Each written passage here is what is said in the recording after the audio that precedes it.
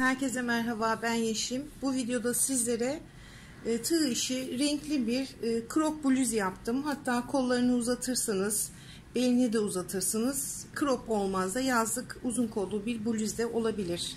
Bunları büyütmek mümkündür. Videonun içinde zaten anlattım nasıl yapılacağını. Bu bluzun benden bir takipçim istemişti. Yapar mısınız diye. Eylül-Ekim gibiydi sanırım. Geçen senenin, 2022'nin. Önümüz kış diye yapmadım ama yaza girerken yapmak istedim. Şimdi ölçülerini verelim. Bluzun. Bunu XL ve XL beden için ördüm ben. Ama videonun en başında dönen resimlerde small ve medium beden giyen bir bayana giydirdim.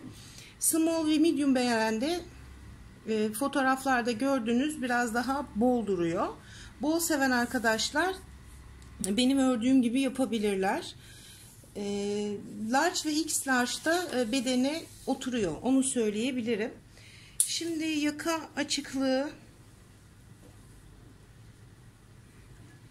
29 santim.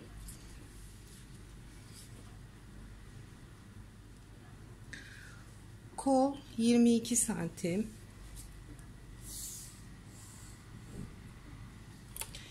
Ve burada beden genişliği de 52 santim. Bu bluzde önemli olan nokta doğru ölçü almanız. Doğru ölçü aldığınız takdirde hatasız bir şekilde kendi bedeninize uygun olarak bunu yapabilirsiniz. O yüzden ilk defa yakadan başlamalı bir bluz örecek arkadaşlara şunu tavsiye ediyorum. Hali hazırda kullandığınız bluzlerin yakasına göre, yani şuradaki yakasına göre zincir sayınızı ayarlamanız. Burayı tam oturttuğunuz takdirde zaten aşağılara doğru ölçü gelecektir. Önemli olan buradaki zincir sayısı. O yüzden mutlaka kendi bedeninize uygun ya da kimi örüyorsanız onun bedenine uygun buraya yapmanız gereken zincir sayısı. Bunun dışında basittir örmesi. Hem acemiler için hem de orta segment tığ işi bilgisi olanlar için rahatlıkla örebilirsiniz. Hiçbir sorun yaşamazsınız. Şimdi videoya geçelim. Bluzu yapmak için önce yaka ölçümüzü almamız gerekiyor. İsterseniz benim yapacağım gibi herhangi bir bluzunuzun yaka ölçüsünü alabilirsiniz. Ya da çektiğiniz zinciri boynunuza şuradan dolayaraktan yaka ölçünüzü kendiniz ayarlayabilirsiniz. Benim verdiğim zincir sayıları, benim verdiğim ölçüler benim bedenime göre arkadaşlar. Aynı bedene sahip olabiliriz fakat sizin omuzlarınız daha geniştir, memeniz daha büyüktür, kollarınız daha kalındır veya daha küçüktür. O yüzden lütfen kendi ölçünüze göre yapmaya özen gösterin. Şimdi bluzumuz 3'ün katlarıyla başlayacağız. Bu demek oluyor ki çektiğiniz zincir sayısı 3'ün katlarında olmak zorunda. Ben 132 zincirle başlıyorum. Zincirimi çektim. Şöyle gerdirmeden yapacağım bluze göre şöyle bol bol. Çünkü bundan bir tık daha yakası açık olmasını istiyorum. Şöyle doladım ve bu benim için ideal bir ölçü oldu. Daha geniş bir yaka ölçüsü alarak da tek omzu düşürerek de bu bluzu kullanabilirsiniz. Bu bluz için şöyle iplerim var benim. Bunlar koton ip. Oyuncak yapımında, bebek battaniyesi yapımında kullanılan klasik koton ipler. Hepsinin markası birbirinden farklı fakat kalınlık grupları birbirine yakın. Siz de herhangi bir ip kullanabilirsiniz. İpin markası, ipin kalınlığı önemli değil. İstediğiniz kalınlıkta ip kullanabilirsiniz. Benim koton için kullanacağım ip tığ numarası da 3 milimetrelik bir tığ kullanıyorum. Benim elim gevşektir. O yüzden tığ numaramı küçük tuttum. Siz de lütfen elinizin ayarına göre tığ numaranızı kendiniz ayarlayın. Şimdi başlayalım. 132 tane zincir çektim ve modelimi kurmaya başlıyorum.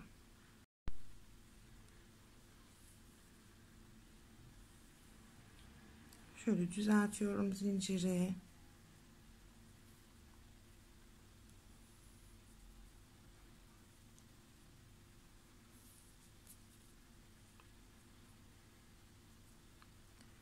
İlk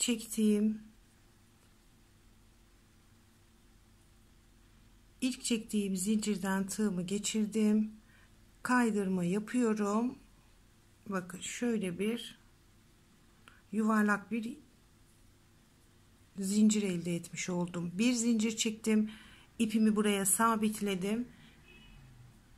Ve birinci sıradan başlayalım. İpimi doladım. İlk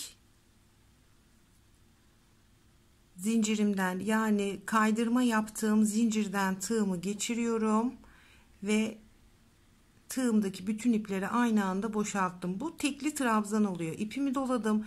Yanından devam ediyorum. İpimi çektim ve bütün tığımdaki ipleri boşalttım. İpimi doladım. Yanından devam ediyorum ve hepsini birlikte çektim. Tekrar yapıyorum. Hepsini beraber kapattım. Devam ediyorum. Bütün zincirlere sadece bir tane tekli trabzan yaparak sona kadar devam edelim.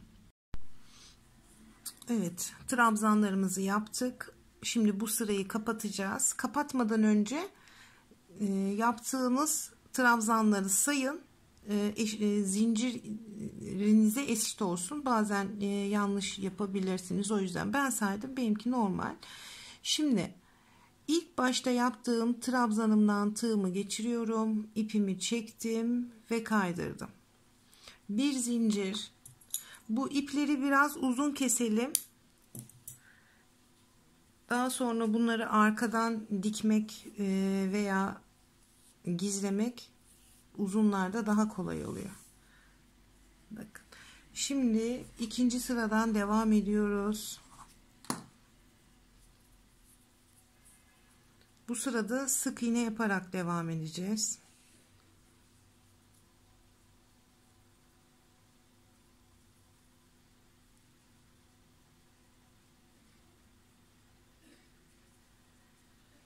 Yine ilk trabzanımdan tığımı geçirdim. İpi çekiyorum. Bir zincirle buraya bağladım. Ve aynı trabzanımdan tığımı geçiriyorum ve sık iğne. Yanından devam ediyorum.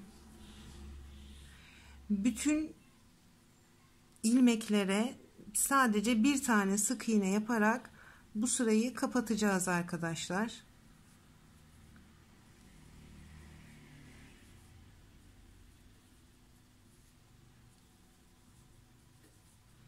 Bütün hepsine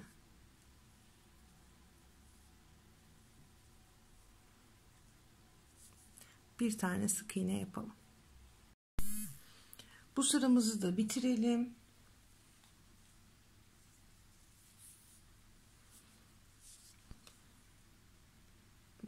Buradaki zincire değil, her zaman ilk sık iğnemizin üstüne yapacağız kaydırıp sırayı kapatmamızı.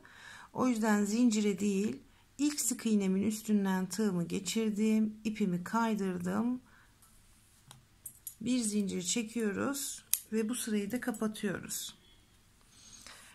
Sık iğne sırasında işinizin toplanmaması için bu sırayı daha gevşek örmeye dikkat edelim arkadaşlar. Şimdi 3. sıradan devam ediyoruz.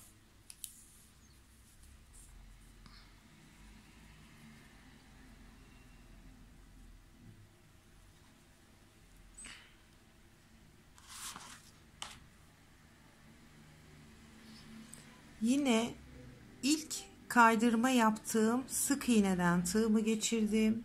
İpimi doluyorum. Neden hep aynı yerden başlıyorum? Çünkü ipler burada kalsın istiyorum. İpimi buradan çekiyorum. 1, 2, 3 zincirle yükseldim. Trabzan yaparak devam edeceğiz bu sırada. Üçlü trabzan yapacağız. Tığıma 2 kere ipi doladım. Bunu bir trabzan olarak sayıyorum ve aynı yerin içinden tığımı geçirdim, ipimi çektim. Bir tığımdan 2 tane ilmek boşalttım. Tekrar doladım, tığımdan 2 ilmek boşalttım. Tekrar doladım, tığdan 2 ilmek boşalttım ve üçlü trabzanımı yapmış oldum. 2 zincir araya, yine ipimi 2 kere doladım. 1 2 atla 3. ilmekten tığımı geçirdim. Tığdan 2 ilmek çıkardım. 1 tekrar 2 tekrar 3. Üçlü trabzan yapmış oldum. İpimi 2 kere doladım. Aynı yuvanın içinden tığımı geçirdim. 1 2 3. 2 zincir araya 2 kere doladım. 1 2 ilmek atla üçüncüye.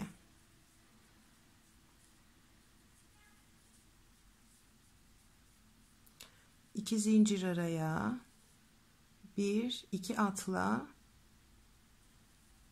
üçüncüye,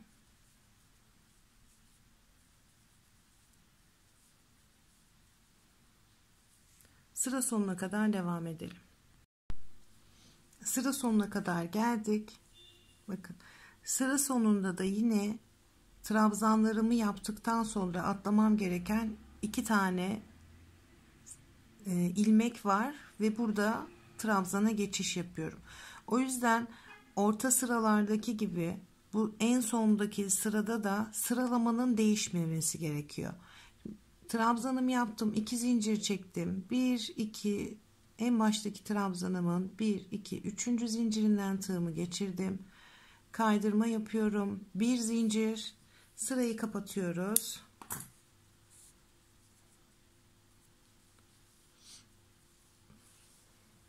Bu sırayı da kapattık. Şimdi 3. sıradan devam edeceğiz.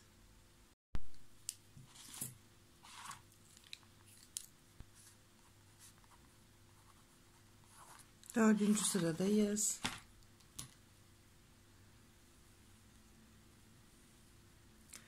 Yine başlangıç yerimdeyim. Trabzanlara değil, buradaki 2 zincirlik boşluk bıraktığımız alandan, boşluğun içinden tığ geçirdim.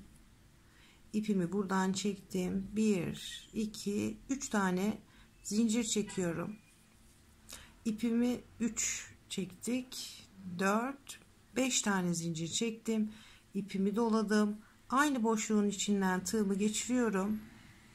Ve buraya yine 1 2 3'lü trabzan. 2 zincir araya ipimi doladım 2 kere. Trabzanları geç. Ortadaki boşluktan tığımı geçirdim. 1 2 3'lü trabzan. 2 zincir araya ipimi doladım. Aynı boşluğun içinden tığımı geçiriyorum. 1 2 3. Bu sırada hem trabzanların arasına 2 zincir hem de diğer boşluğa atlarken araya 2 tane zincir çekeceğiz. 2 zincir araya ipimi doladım. Trabzanları geç, boşluğa 2 zincir, ipimi dola, aynı boşluğun içine bir trabzan daha. 2 zincir araya, trabzanları geç, ortadaki boşluğa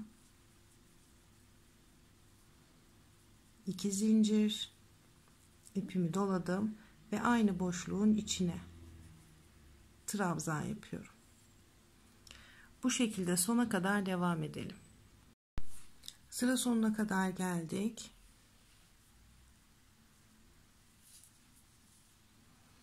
İki zincir çektim ve en baştaki trabzanımın başından tığımı geçirdim, ipimi çektim ve kaydırdım. Bu sırayı da kapatmış olduk.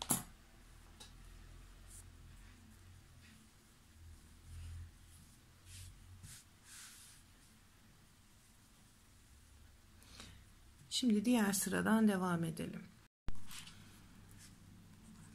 5. sıradayız.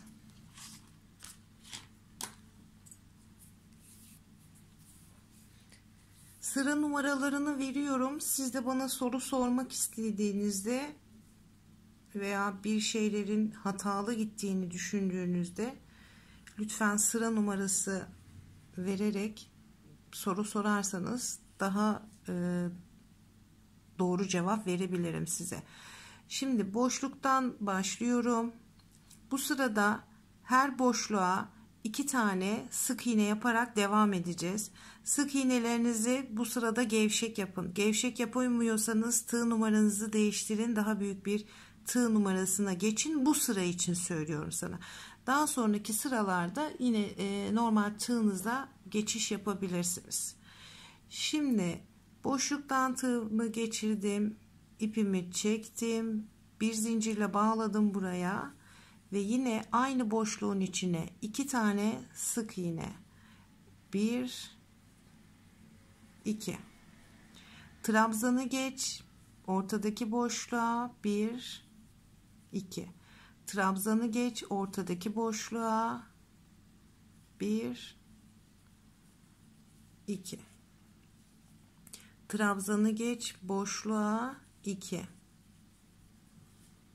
Trabzanı geç boşluğa 2.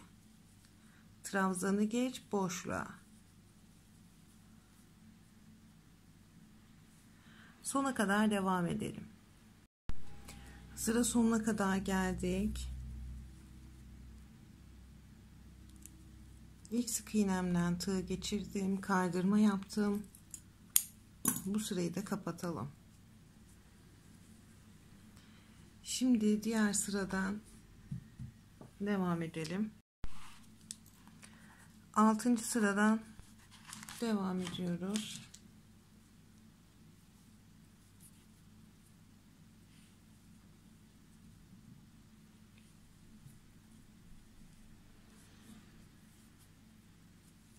Bu sırada her ilmeğe bir tane trabzan yaparak devam edeceğiz. Kaydırma yaptığım sık iğneden başlıyorum yine. Tığ geçirdim. İpimi çektim. Bir zincirle sabitledim. Bir kere doladım. Aynı yuvanın içinden geçirdim tığımı. 1 2 kere de çektim. Yanından devam ediyorum. 1 2. 2 kere de çekiyorum. Yanından devam ediyorum. Bir kere doluyorum ipimi tığa. Yanından devam ediyorum. Normal trabzan yapıyoruz. Tamam. Sona kadar devam edelim. Sıramızı kapattık. Şimdi 7. sıradan devam edelim.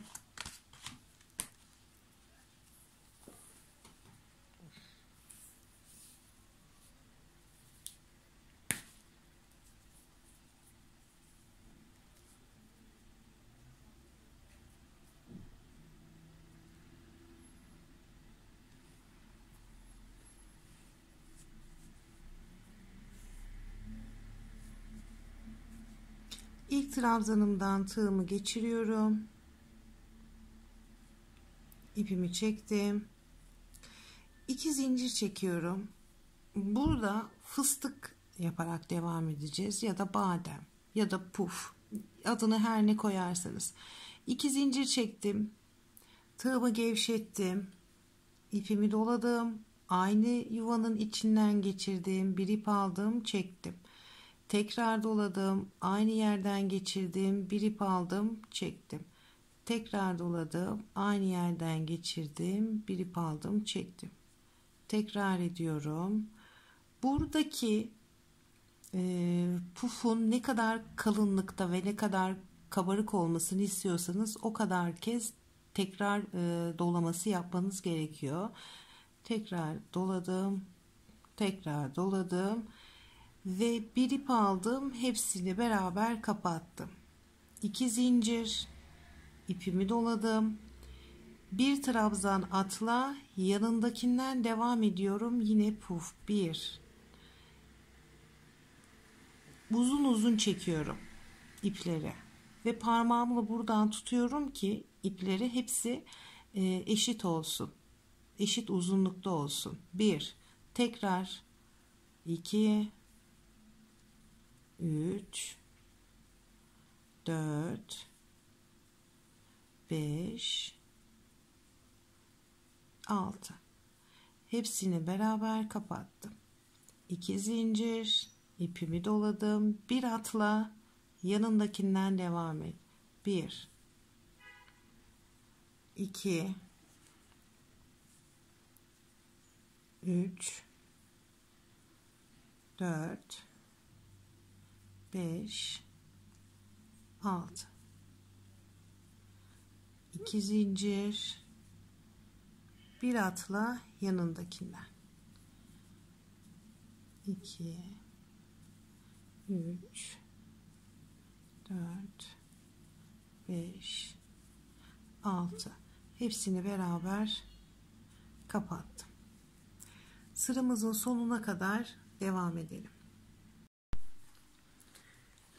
8. sıradan devam edelim.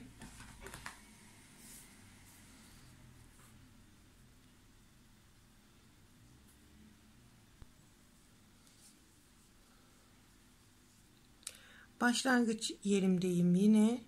Bu sırada hem aradaki boşluğa hem de buradaki pufun üstüne sık iğne yapacağız. Boşluğa 2 tane, pufun üstüne bir sık iğne ile devam edeceğiz. Pufun üstünden tığımı geçirdim.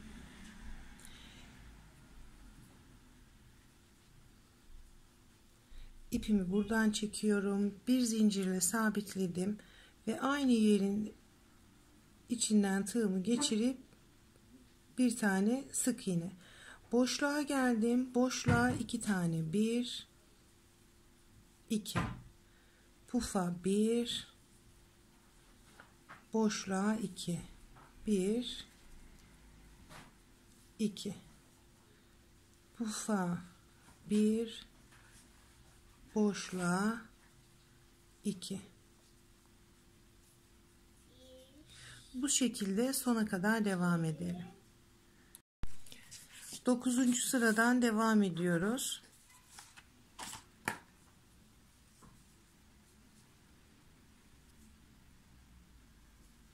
Yine başlangıç yerimdeyim. 1 2 3 zincirle yükseldim. Bu sırada bütün ilmeklere bir tane trabzan yaparak devam edeceğiz. İpimi doladım. Bunu trabzan olarak saydım. Yanındaki ilmekten devam ediyorum. Trabzan. Yanından trabzan. Yanından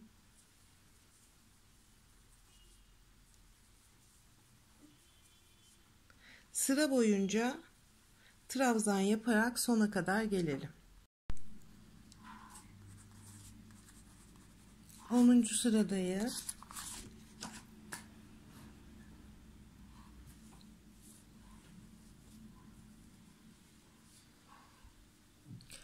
İlk trabzandan başlıyoruz. 1 2 3 zincirle yükseldim. İpimi doladım. Aynı yuvanın içinden tığımı geçirdim. Zinciri trabzan olarak saydım. Yanına bir tane daha yaptım. 2. Aynı yere 3. Aynı yere 4. Aynı yere 5. 5 tane trabzan yapıyoruz. Arada zincir yok. 1 2 atla, yanındakine sık iğne ile bağladım. Arada zincir yok. İpimi doladım. 1 2 atladım. Üçüncüsüne battım. Ve buraya da 5 tane sık iğne yapıyorum. Pardon, trabzan. 1 2 aynı yere 3 aynı yere 4 aynı yere 5. Arada zincir yok. 1 2 atla, üçüncüye sık iğne. Arada zincir yok. İpimi doladım. 1 2 atla, üçüncüye trabzan. 1 2 3 4 5. Arada zincir yok. 1 2 atla, üçüncüye sık iğne. Zincir yok. 1 2 atla, üçüncüye 5 tane trabzan. 1 2 3 4 5. Zincir yok. 1 2 atla, üçüncüye sık iğne. Sıra sonuna kadar devam ettirelim.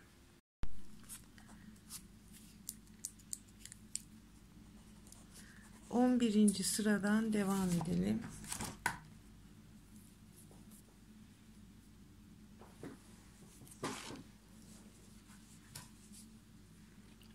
Zincirden başlıyorum. Pardon, sık iğneden başlıyorum. Her iki trabzan demetinin ortasındaki sık iğneden başladım.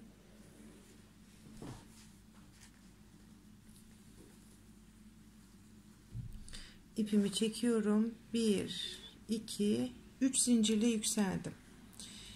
Bunu da trabzan olarak kabul ettim. İpimi doladım. Aynı yere 2, aynı yere 3, aynı yere 4, aynı yere 5. Arada zincir yok. Buradaki çekmiş olduğumuz trabzanlardan 1 2 atladım. Üçüncü trabzanına, yani en ortadaki trabzandan tığımı geçirdim. Buraya sık iğne yaptım. Arada zincir yok. İpimi doladım. Tekrar ortadaki sık iğneden tığımı geçirdim.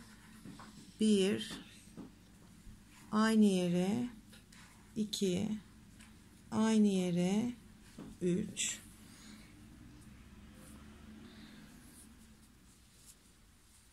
aynı yere, 4 5. Zincir yok. 1 2 trabzan atla, ortadaki trabzana sık iğne ile bağlıyoruz. İpimi doladım. Tekrar sık iğneye 1 2 3 4 5. Arada zincir yok. Ortadaki trabzana sık iğne ile bağlıyorum.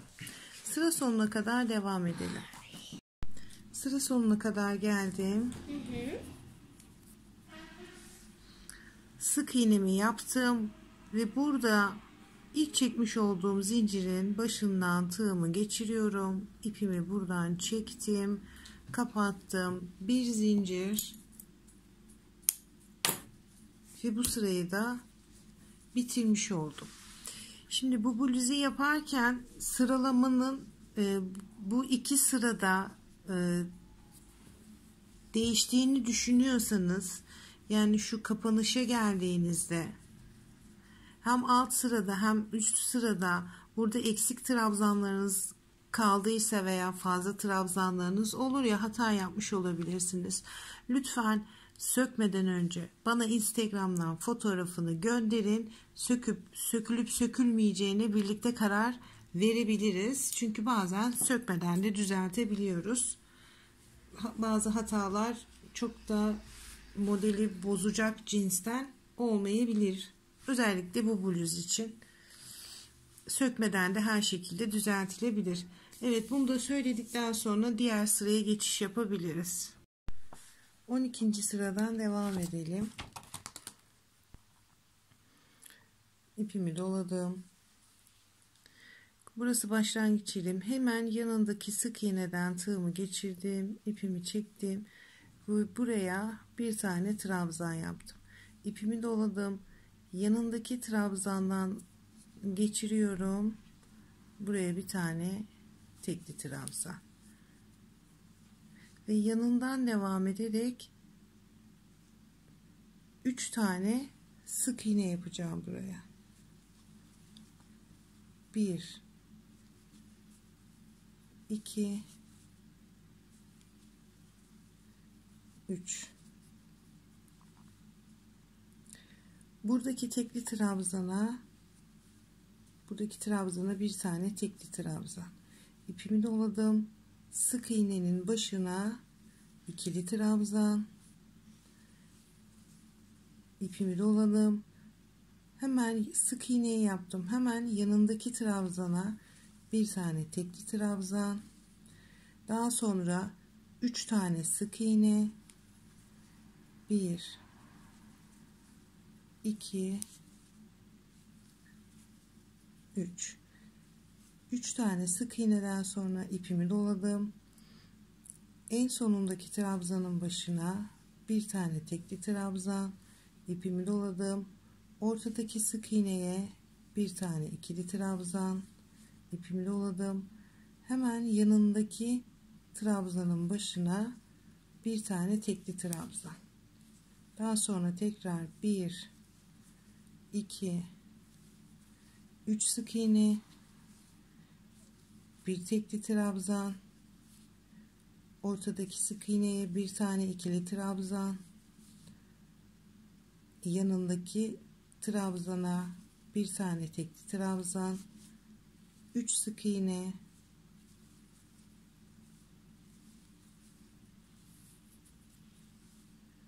bir tekli trabzan, bir ikili trabzan, bir tekli trabzan, 3 sık iğne,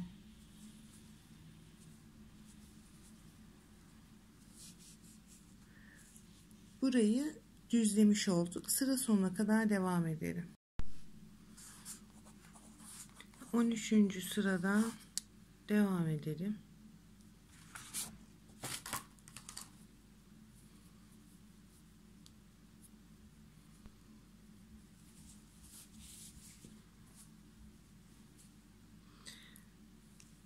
Başlangıç noktamdan tığımı geçirdim, tekrar ipimi çektim. Bu sırada trabzan yaparak devam edeceğiz.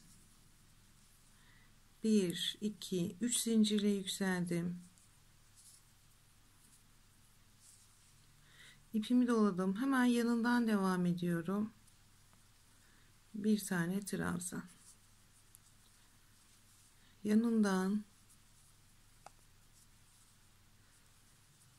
bütün ilmeklerin başına bir tane trabzan yaparak devam edeceğiz.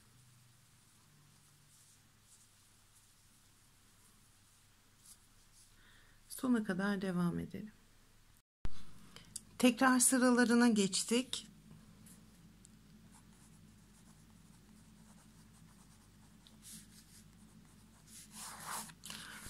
...14. sıradan sonrasını tekrar edeceğiz arkadaşlar.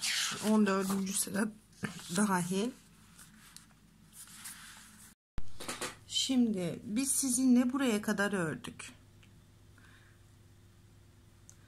1 2 3 4 5 6 7 8 9 10 11 12 13 sıra beraber ördük.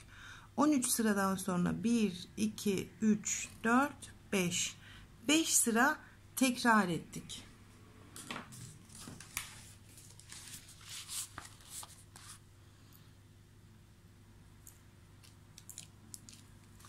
...14. sıra 3. sıranın tekrarı, 15. sıra 4. sıranın tekrarı, 16. sıra 5. sıranın tekrarı, 17. sıra 6. sıranın tekrarı, 18. sıra 7. sıranın tekrarı oluyor. Yani şu alanı tekrar ettik. Buradan sonra bu 3. sıra, buradaki pufa kadar Bu sırada tekrar yaptık. Bu sıradan sonra artış yapmadan devam edeceğiz.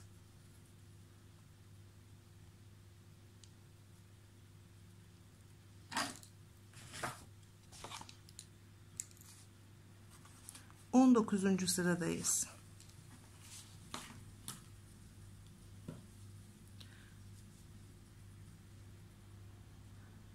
Başlangıç yerimin hemen yanındaki boşluktan tığımı geçirdim. İpimi doladım. Bir zincir çektim. Ve ilk boşluktan tığımı geçirdim. Aynı boşluğa 2 tane sık iğne. Bu sırada artış yapmayacağımız için pufların üstüne sık iğne yapmıyoruz. Hemen yanındaki boşluğa geçtim. 1 2 yanındaki boşluktan devam ediyorum. 1 2 yanındaki boşluktan 1 2 pufların üstüne sık iğne yapmadan sona kadar gelelim. 20. sıradan devam ediyoruz. Bu sırada bütün ilmeklere trabzan yaparak devam edeceğiz. Başlangıç yerimden tığımı geçirdim. 3 zincirle yükseldim. Yanından devam ediyorum. Ve her ilmeğe bir tane trabzan.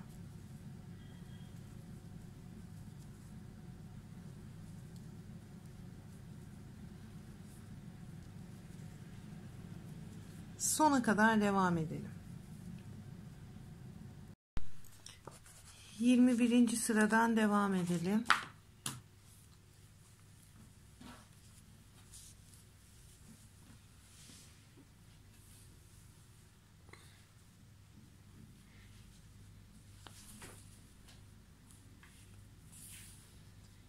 Bu sırada buradaki trabzanlarınızın sayısı 3'ün katı olmalı.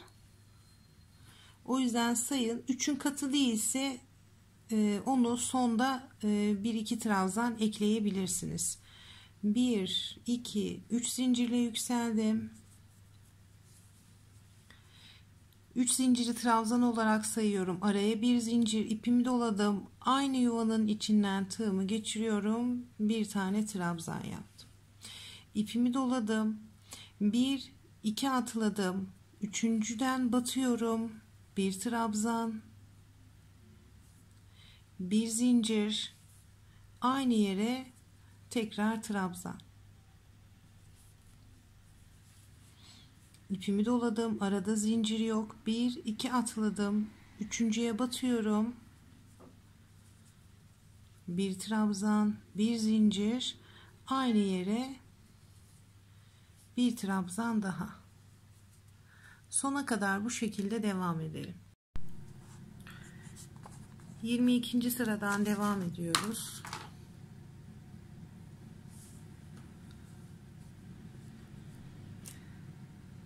Kapanış noktamın burada ortasındaki boşluktan V'nin içinden tığımı geçirdim. 1 2 3 zincirle yükseldim. Yine V model olarak çalışacağız. Bir zincir araya ipimi doladım ve aynı boşluğun içinden tığımı geçirdim. Tekrar buraya bir tane V yaptım. İpimi doladım. Arada zincir yok. Yanındaki boşluktan tığımı geçirdim. Trabzan, bir zincir ve aynı boşluğun içine bir trabzan daha. Bu şekilde sıramızın sonuna kadar devam ediyoruz. V yaptım. Arada zincir yok. Yanındaki boşluğa V'nin içinden tığımı geçirdim. Bir trabzan, bir zincir, aynı boşluğun içine bir trabzan daha. Sona kadar bu şekilde devam edelim. Şimdi sıra geldi koltuk altlarımızı işaretlemeye. Böyle bir tişörtünüzü serebilirsiniz. Benim yapacağım gibi. Şimdi şurada tişörtlerin omuzlarına şunu iyice bir düzeltelim. Hizasından bu kısmı yerleştiriyorum. Bu tarafı da düzeltiyorum. Bunu da bu tarafa yerleştiriyorum. Şimdi koltuk altlarımızı buradan işaretleyeceğiz. Neresi? Burası. Buralarda. Nasıl yapalım? Şuradan bir ip koparacağım.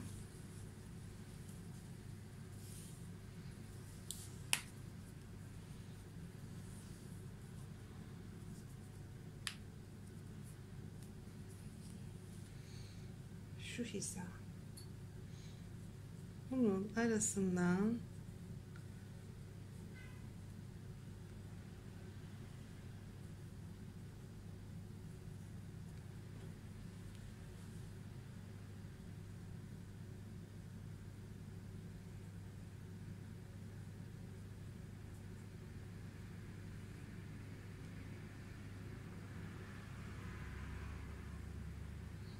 buradan işaretledim.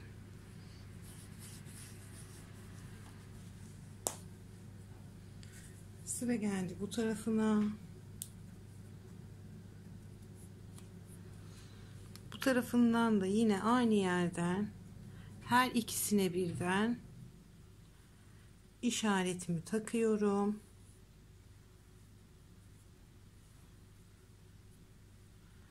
Taktım. Şimdi bu bizim kolumuz. Buradaki en son V model örmüştük. V'leri sayıyorum. Buradaki V'leri sayın. İlmekleri değil. Sadece şu V modelleri. Buradaki kolla buradaki kolun aynı sayıda desene ulaşması gerekiyor. İkisini de eşitleyeceksiniz. Daha sonradan koltuk altlarından şuralardan örerek devam edeceğiz. Şimdi ben bunları sayacağım, eşitleyeceğim. Sonra tekrar örmeye devam edeceğiz. Burada şunu söylemek istiyorum. Bu roba, bu lizin robası size büyük olduysa, şimdi eğer ki yaka ölçüsünü geniş aldıysanız, fazlaca geniş aldıysanız, burası sizin göğsünüzün altına inebilir buradaki roba. O yüzden bunu en sonradan, eğer düzelecek gibi ise, onu az çok tahmin edersiniz. Buradan sık iğneyle yakasını toplayıp robayı biraz daha yukarı kaldırabiliriz. Eğer düzelemeyecek gibi ise şöyle yapabilirsiniz. Buradaki sıraları örmeden, yani göğüs ucunuza neresi geldi buralardan, mesela buradaki pufa kadar örebilirsiniz. Puftan sonra yine koltuk altını işaretlersiniz. Şimdi göstereceğim. Daha sonradan döne döne yine burada benim yaptığım desenleri, puftan sonra benim yaptığım desenleri alt kısmına uygulayarak devam edebilirsiniz. Çünkü artık buralardan en sondaki şu puftan sonraki sıralarda hiçbir artış yapmadığımız için deseniniz bozulmayacaktır. O yüzden şu en sondaki pufa kadar yapın. Büyük geleceğini düşünüyorsanız buraya kadar yapın. Buradan sonrasını pufta koltuk altınızı işaretleyin. Kolları işaretleyin. Daha sonradan benim ördüğüm şekilde buradaki desenleri takip ederek bedeninizin alt sırasına doğru inebilirsiniz. Dediğim gibi kolaydır yapması. Artış yok. Sadece döne döne öreceksiniz. Artış olmadığı için buraları yapmak kolay. Şimdi bunları işaretledim ben. Eşitliyorum sayarak. Daha sonra tekrar bu kısımdan örmeye devam edeceğiz.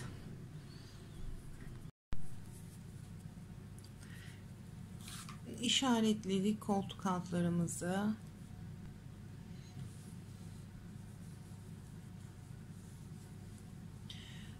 Kolları en son öreceğiz. Bu tarafa doğru devam edeceğiz. Şimdi işaret koyduğum yerden, buradaki boşluktan tığımı geçiriyorum. Hatta V model döneceğimiz için işaret koyduğum hemen yanındaki gövdeye doğru, kola doğru değil, gövdeye doğru. Buradaki V'nin içinden tığımı geçirdim. ipimi çektim. Buradan 1 2 3 zincirle yükseldim. Bir zincir araya ipimi doladım. Aynı boşluğun içinden tığımı geçiriyorum. Buraya bir V model yaptım. Şimdi yine bir önceki sırada yaptığımızın aynısını yapıyoruz. V modelimizi uygulayarak şuradaki işaret koyduğum alana kadar, buradan buraya kadar devam ediyoruz. İşaret koyduğum kısma kadar ördüm. Buradayım. Şimdi bu tarafa doğru devam etmiyorum. Bu taraf benim kolum. Ve buradan ipimi doluyorum. Arada zincir çekmedim.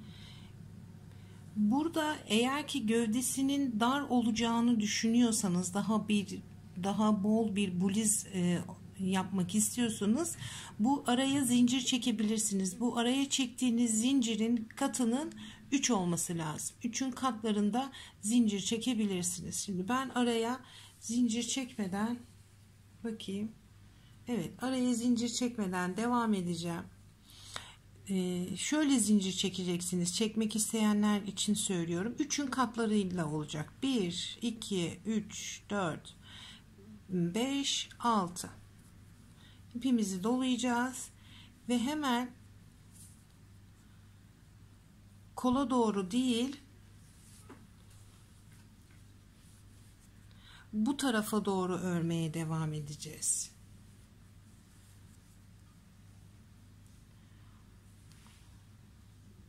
İşaretleyicimin yanındaki V'ye bir zincir araya ipimi doladım, aynı boşluğa tekrar.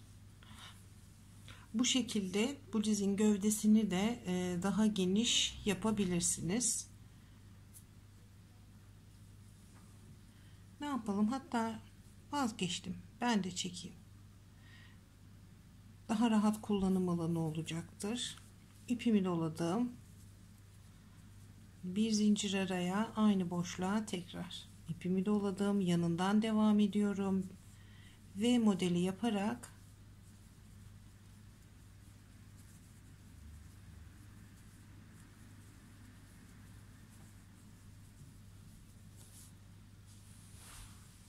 buraya kadar devam edeceğim. Şimdi burada bluzun biraz daha bedene oturmasını istiyorsanız buradaki araya zincir çekmeden direkt buraya atlayıp örmeye devam edeceksiniz. Bu tarafa kadar ben modelimi uygulayarak geliyorum.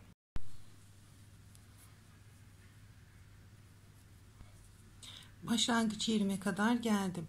Burada zincir çekmek istemiyorsanız yine son V'nizi yapıp burada ilk çektiğimiz zincirden tığımızı geçirip ipimizi kaydırıp bu sırayı bir zincir çekerek kapatacağız. Şimdi ben diğer tarafta zincir çektiğim için buraya da 2 3 4 5 6, burada kaç tane zincir çekiyorsak yine burada da aynı oranda zincir çekmemiz gerekiyor. Zinciri çektik. Buradaki ilk trabzanın başından batıyoruz. Tığımızı buradan geçiriyoruz. Bir zincirle çektik ve bunu buradan kapattık.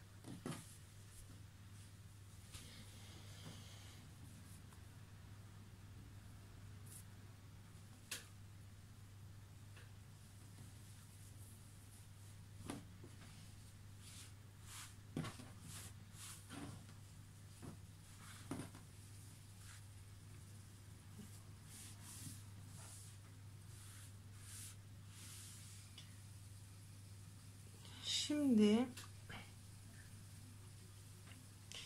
bir diğer sıraya geçebiliriz. Diğer sıradan devam ediyoruz. Bu sırada puf yaparak devam edeceğiz.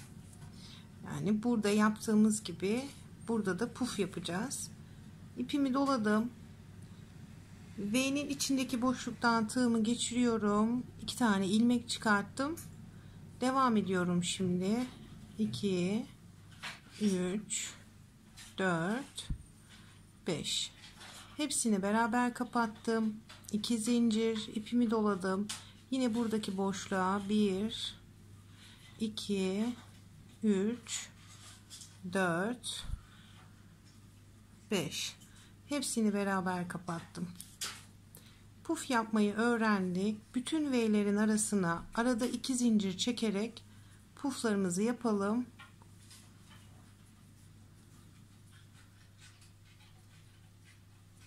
Buradan dönüp bu tarafa doğru geleceğim. Koltuk altını yine beraber yapacağız. Koltuk altına kadar geldim. Son V'ye yine puf yaptım. 2 zincir çektim. İpimi doluyorum. Trabzanı da sayarak 1, 2 ilmek atladım. 3. ilmekten tığımı geçirdim. Buraya da puf yapıyorum.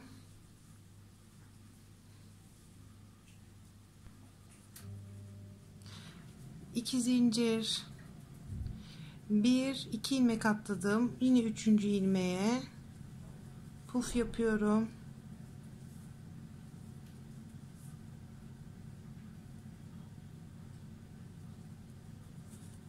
Hepsini beraber kapattım. 2 zincir, bu tarafa doğru geçtim. Yine V'nin içine. Bu şekilde bu sırayı da kapatacağız arkadaşlar. Daha sonra bir sonraki sıraya geçeceğiz. Burada şunu söylemek istiyorum. Bu 3'ün katlarıyla oluşan bir desen. Bu desenden değil de farklı bir desen de koyabilirsiniz. Yani 3'ün katlarında bildiğiniz başka bir desen varsa o deseni de bu bluze uygulayabilirsiniz. Şimdi bu sırayı kapatalım. Diğer sırada görüşelim. Bir üst sıraya geçiyorum.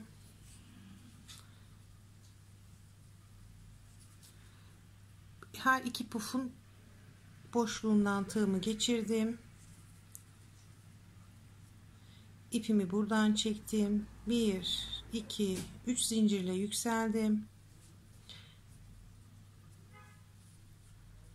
Hatta bir zincir daha çekelim, daha rahat olsun. İpimi doladım. Pufu geçtim. Hemen yanındaki boşluktan tığımı geçirdim. 1, 2. Hepsini beraber kapattım. 2 zincir araya ipimi doladım. Yine ilk trabzanı yaptığım boşluktan tığımı geçirdim. 2 ilmek çıkardım. Tığımda 2 ilmek var. İpimi doladım. Hemen yanındaki boşluğa atladım ve buraya trabzan yapıyorum. 2 zincir araya ipimi doladım. Boşluğa battım. Tığımdan 2 ilmek çıkardım. İpimi doladım. Hemen yanındaki boşluktan tığımı geçirdim. Tığımdan 2 ilmek çıkardım. 3 tane ilmeğim kaldı ve hepsini beraber kapattım. 2 zincir araya ipimi doladım. Buradaki boşluklarda 2 trabzan olacak, arasında 2 zincir çekerek. Şimdi 2 zincirden sonra aynı boşluğa batıyorum. Tığımdan 2 ilmek çıkartıyorum. Trabzanımı tamamlamıyorum ama tekrar ipimi doluyorum ve yanındaki boşluktan tığımı geçiriyorum ve trabzanımı bu şekilde yapıyorum.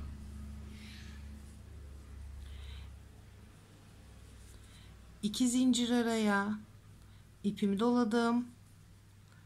Aynı boşluğa ikinci trabzanımı yapıyorum ama tamamlamıyorum. Tığımdan 2 ilmek çıkardım.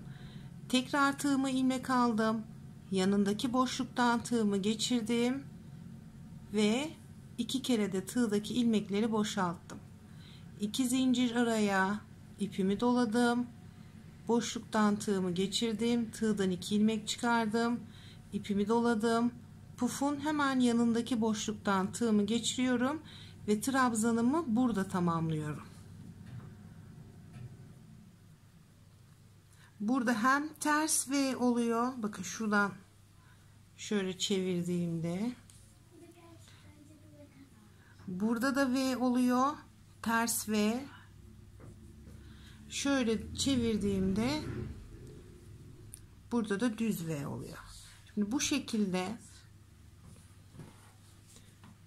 buradaki bluzimizi dönelim ve burada kapanışı yapalım. Burada bakın başlangıç yerimizde bir tane trabzanımız var.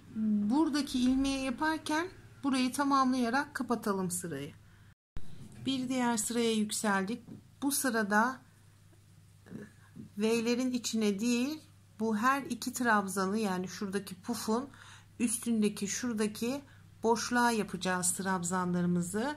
İpimi geçiriyorum. 1 2 3 zincirle yükseldim, ipimi doladım, aynı boşluğa 2 tane trabzan daha yapıyorum. Zincirle birlikte 3 tane trabzan yapmış oldum. Arada zincir yok, ipimi doladım.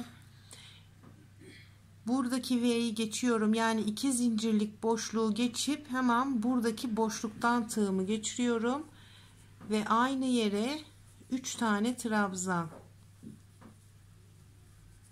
İpimi doladım. Buradaki boşluğu geçiyorum. Buradaki boşluğa 3 tane trabzan. 2 3. Sona kadar bu şekilde devam edelim.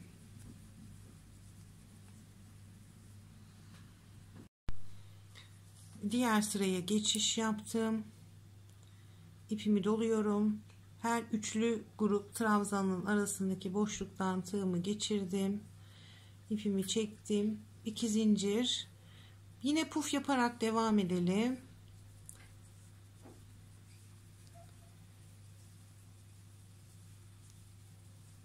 Kapattım. 2 zincir araya ipimi doladım. Trabzanları geçtim. Buradaki boşluğa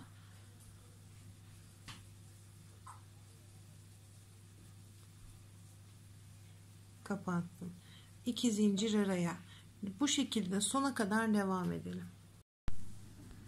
Puf sırasını da yaptık. Şimdi bu sırada trabzan sırasına geçiyoruz.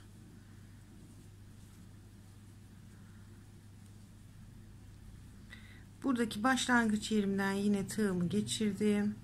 1 2 3 zincir çektim ve buradaki boşluğun içine çekmiş olduğum zincir dahil bir trabzan daha yapıyorum. Burayı 2 yaptım. Pufun üstüne 1, boşluğa 2, pufa 1, 1 2, pufun üstüne 1, boşluğa 2, 1 2, pufun üstüne 1. Bu şekilde bu sırayı da kapattıktan sonra tekrar yapacağız. Şimdi bu sırada komple trabzan sırasını yaptıktan sonra şuradaki V'yi yapacağız. Yani şöyle V sırasını yapacağız. Buradan gösteriyorum ki 2 trabzan atlayıp bir V yapıyorduk ya. Buradaki trabzandan sonra buradaki V sırasını yapacağız. Buradaki V sırasından sonra da şu kısmı 1 2 3 3 tane sırayı tekrar edeceğiz. Ya da şuradan tekrar ettirsek daha doğru olur aslında. O zaman hani acemiler için de çok daha kolay olacaktır. Bu sırayı tekrar ediyoruz trabzan sırasından sonra. Daha sonra bu sırayı tekrar ettikten sonra şuradaki puf sırasından sonra tekrar deseni yapalım. 1 2 trabzan bitti. Bu kısmı, burayı tekrar ediyoruz. Burayı tekrar ettikten sonra 1 2 3 4 sırayı tekrar ederek pardon, bluzun boyu ne kadar olmasını istiyorsanız o kadar kez tekrar yapabilirsiniz. Bu desenler dışında daha önce de söylediğim gibi farklı bir desen çalışması da yapabilirsiniz. Bu 3'ün katlarıyla var. Buradaki zincir sayısı 3'ün katları. 3'ün katlarına uygun daha beğendiğiniz bir model, tığ modeli varsa da buraya uygulayabilirsiniz. Şimdi kazağımızın büyütelim. Daha sonra kollara geçelim. Kollarda da aslında farklı bir şey yapmayacağız. Burada yaptığımızı bu kısma uygulayacağız. Ama ben yine ilk defa kol örecek arkadaşlar için kol kısmını da göstereceğim. Şimdi bu kısmı bitirelim. Ben bir tane kolunu ördüm. Bunu beraber yapacağız. Yine farklı bir desen uygulamadım. Yine buradaki tekrar desenlerini buraya uyguladım. Onu bu kolda size nasıl yapacağımızı göstereceğim. Kolu yaptıktan sonra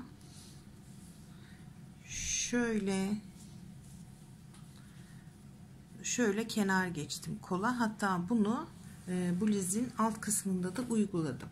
Şimdi sizde eğer bluzunuz istediğiniz boyuta geldiyse buradaki kenar desenini uygulayabilirsiniz.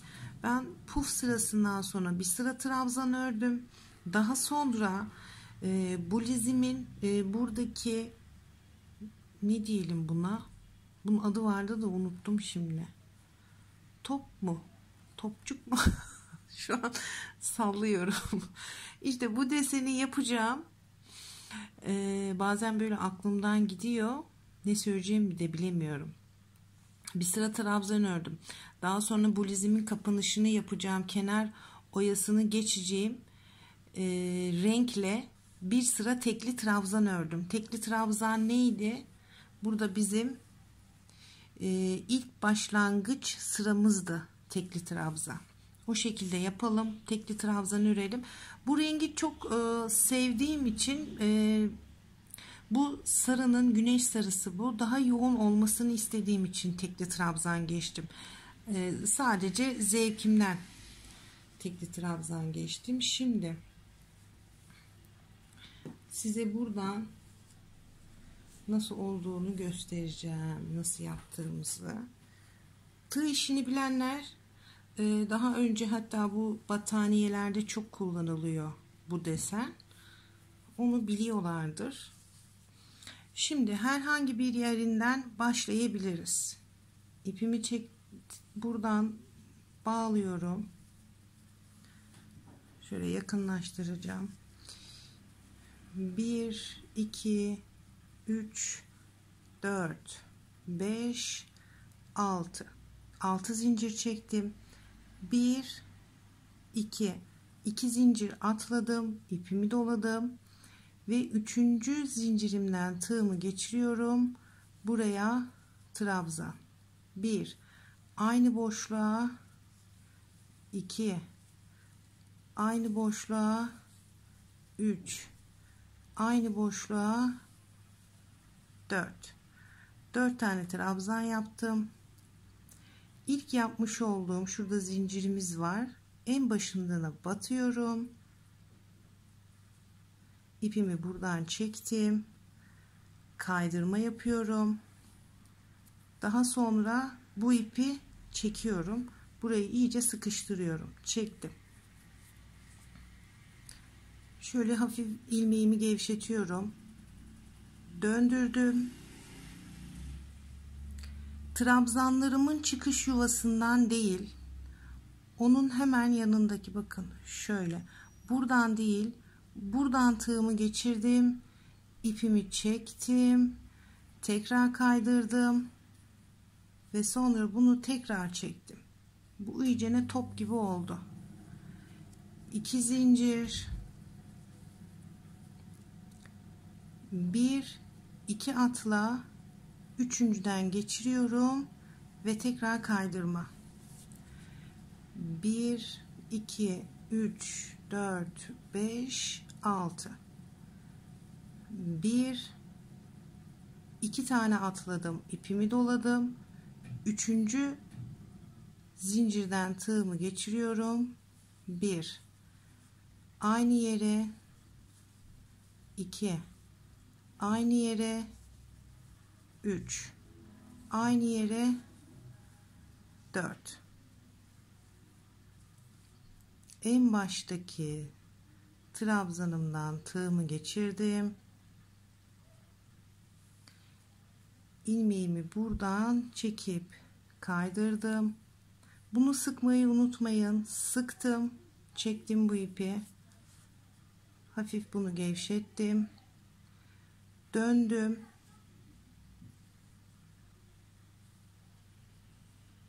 trabzanların çıkış yuvasına değil, o zaman güzel olmuyor. Bakın şuradaki zincire batıyorum, ilmek kaydırdım, tekrar çektim, bu ipi tekrar sıkıştırdım, burası top gibi oldu. 2 zincir, 1 2 atla, üçüncüden tekrar kaydırdım, 1 2 3 4 5 6 zincir, 1 2 tane zinciri atladım, üçüncü zincirden trabzan, 1 2 3 4, ilk trabzanımdan battım, ipimi buradan kaydırdım, çektim, zincir yok, gevşettim, bunu döndürdüm, şöyle buradaki boşluğa değil, bunun hemen bu tarafındaki ilmekten tığımı geçirdim, kaydırdım, tekrar çektim, iyice sıkıştırıyorum bunun top gibi olması için. 2 zincir, 1 2 atla, üçüncüye kaydırma yaparak bağladım.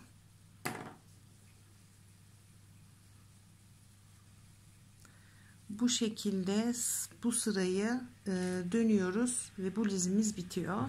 Daha sonradan kolları göstermek için geleceğim. Evet, bitirdim.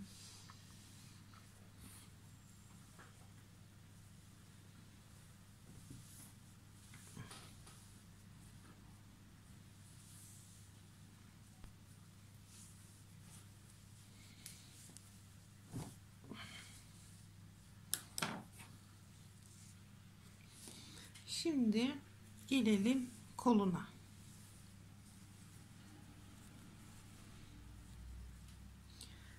Koluna hangi renkle başlayacağım? Size de tavsiyem odur.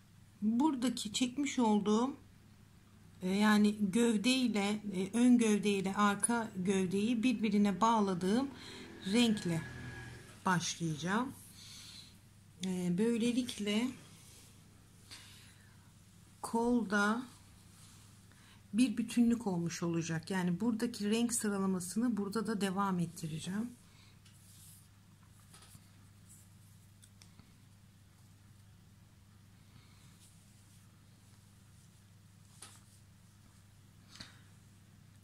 Pufun üstündeki ilmekten tığımı geçirdim, ipimi çektim.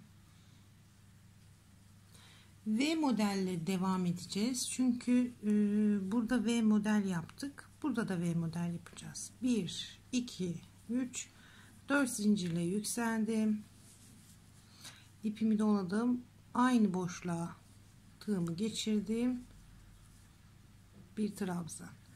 Arada zincir yok. Yanındaki pufun üstündeki ilmekten devam ediyorum. Bir trabzan, 2 zincir, aynı yere bir trabzan daha. Arada zincir yok. Tekrar buradayım. Bakın. Şimdi şuradan V denk geldi. Şöyle. Buraya batıyorum. Buraya değil. Buradaki V'nin içine battım. Bir trabzan, 2 zincir, ipimi doladım. Aynı boşluğun içine tekrar bir trabzan.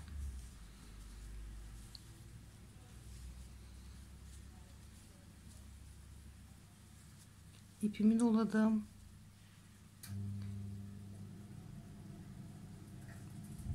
Buradaki V'ye yaptığım için bakın buradan zaten ipim var. Burayı geçiyorum. Hemen buradan.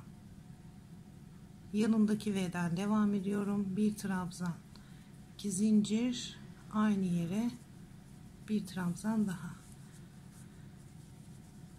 Şimdi sona kadar devam ettireceğim. Kolu da bu şekilde kapatacağız.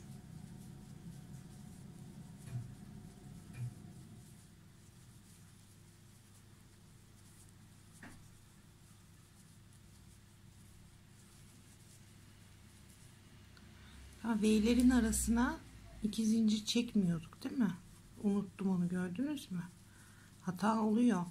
1 zincir V'lerin arasına, 2 değil. 2 yaparsak bollaşır. 1 zincir, bir trabzan, bir zincir, aynı yere bir trabzan.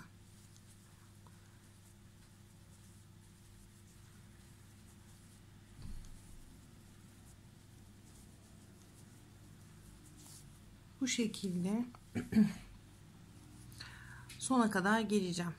Burada kapatıyorum. Tekrar desenine geçiyoruz.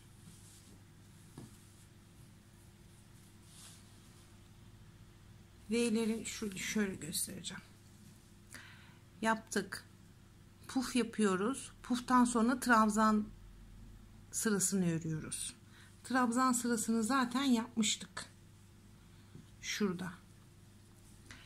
Gövdede puftan sonra trabzan sırası yapmıştık. Tekrar trabzan sırası yapıyorum.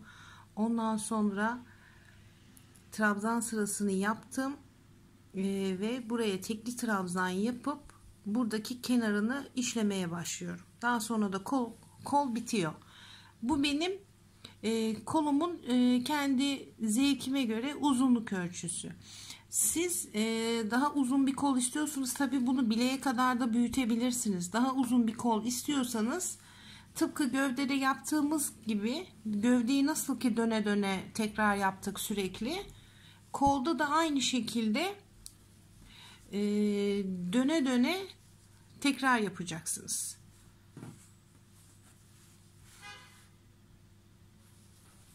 Şimdi ben bu kolu da bitireyim. Bu dizimiz bitmiş olacak. Şimdi gelelim buradaki iplere. Şimdi size ne göstereceğim. Bakar mısınız? Bir sürü ip. Bunları tığla çekebilirim. İğneyle çekebilirim. İğneyle buradan geçirdiğimiz zaman daha sağlam oluyor. Onu söyleyebilirim ama üşenebilirim. Yani çok ip oluyor. Bunlar güzel oluyor ama bu ipleri gizlemek sıkıntı oluyor daha sonra. Bunu nasıl çekeceğiz?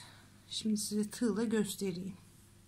Şimdi iğneyle yapacaksanız ipliği iğneden geçiriyorsunuz ve buradaki aralardan yürütüyorsunuz, çekiyorsunuz. Bu kadar. Tıpkı tığla yaptığımız gibi. Şimdi tığla da yapacağımız zaman şöyle aralardan geçiyoruz. Bunu yürütüyoruz. Yürütebildiğiniz kadar yürütmenizi tavsiye ediyorum. Bu şekilde böyle bu ipleri de yürüteceğiz. Daha sonra belli bir noktaya geldikten sonra kesebilirsiniz.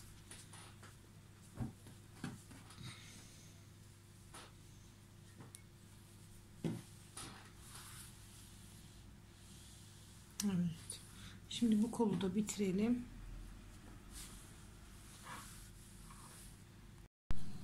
Evet, bitti.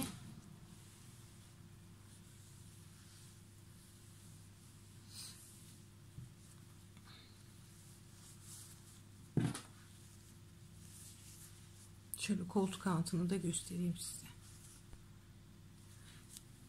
Ben bir şeye daha karar verdim ama. Bu yakasını da, şimdi her yerini sarı yaptım. Kenarlarını. Yakası böyle kırmızı kaldı. Ben buraya da nereden başlayayım? Şuradan başlayacağım. Buraya da böyle kenar süsü gibi yapacağım. Yine sarıyla. Sarıyı her yere süresim var. O kadar beğendim bu güneş sarısını. Bir zincirle sabitledim. Aynı yere bir sık iğne. Bir. Burada siz de yapmak isterseniz buradaki tek ilmeklere batmak evet zor oluyor. Trabzanın böyle ortasından da batabilirsiniz. 2, 3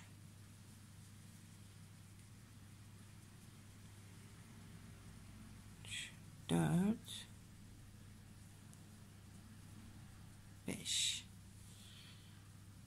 1 2 3 hatta 3 yo 1 2 3 4 tane de bir yapalım. 3 4 1 2 3 4 5 zincir çektim. Bakın nereden geçiriyorum? Bir tane ön ilmek alıyorum. Bir tane sık iğnemin ilmeğinden alıyorum. Buradan kaydıracağım inşallah. Buradan kaydırdım. Şimdi devam ediyorum. Tekrar bir tane daha yapayım. Nasıl durduğunu göstereceğim. 1 2 3 4 1 2 3 4 5 zincir, bir tane ön ilmek alıyorum, bir tane sık iğnemin ilmeğinden alıyorum, buradan çekiyorum, kaydırıyorum böyle. Daha sonra yanından sık iğne tekrar 4 tane yapıyorum. 1 2 3 4 1 2 3 4 5 tane zincir kaydırdım. Bakayım, bir tane zincir çekeyim nasıl olacak. Bir tane zincir çektim kaydırmadan sonra.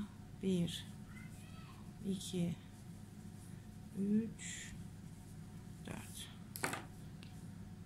Bu şekilde.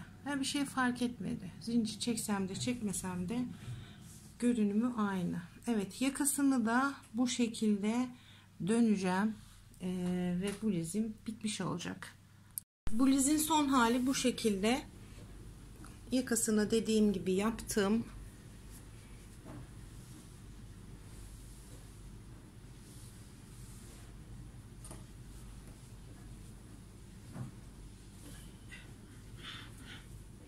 İçi de bu şekilde. Yapacak olan arkadaşlara şimdiden kolay gelsin. İzlediğiniz için teşekkür ederim. Yaptığınız örgüleri Instagram'da paylaşıp beni de etiketlerseniz ben de çok mutlu olurum. Hoşça kalın.